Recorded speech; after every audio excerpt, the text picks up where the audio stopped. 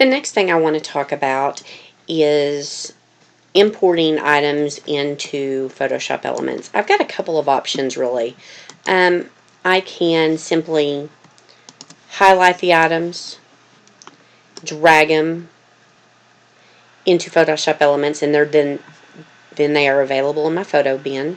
Or I can go and I can open them the traditional way. And honestly, for me, it depends on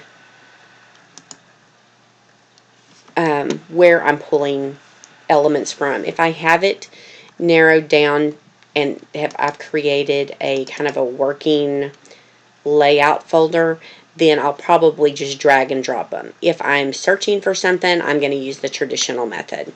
The next thing we're going to do is I'm going to go ahead and place my photos in.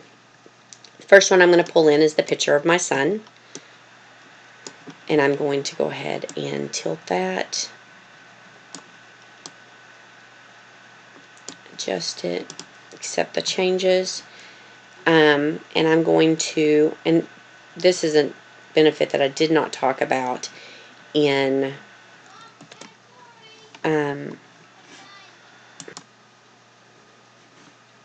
but I like the shortcuts that are available, keyboard shortcuts that are available to me in Photoshop Elements. I can't clip an item in Photoshop the same way I can easily do it in Photoshop Elements, which is just hitting Control G, and that then clips it to my photo placement. And now I'll go ahead and add my second picture in.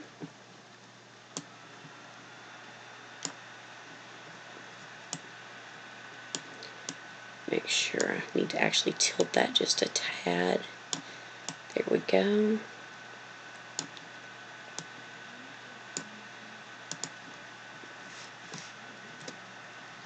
Okay, now that we've done that, I do want to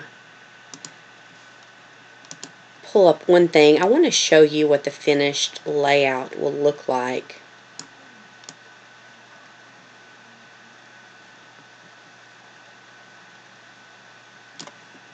On this, I guess I have deleted the finished layout, so we'll just kind of it'll be our own. I'll make it up as we go along again instead of duplicating what I had previously done, which is just fine.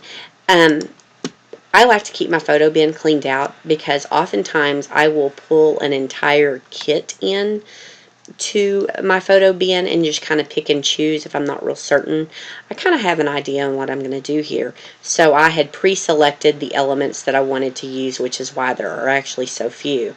So I'm going to go ahead and close out my photos because now that they're inserted onto the template, I no longer need them. And then the next thing I will do very quickly is I'm going to rename the background layer with the name of my template here, because when I post things on online forums, I like to give credit to the designer who created the template, and that's an easy way that I can remember that. And when I run an action in a little bit, you'll be able to see what happens. I don't have to do anything but run an action, and it'll list everything that was used to create this layout. Okay, now that I've done that, I'm going to go ahead and save it. I'm going to save it to my desktop, and I'm just going to name it Where the Boys Are Template. And now it's saved. In the next video, we will begin constructing the layout.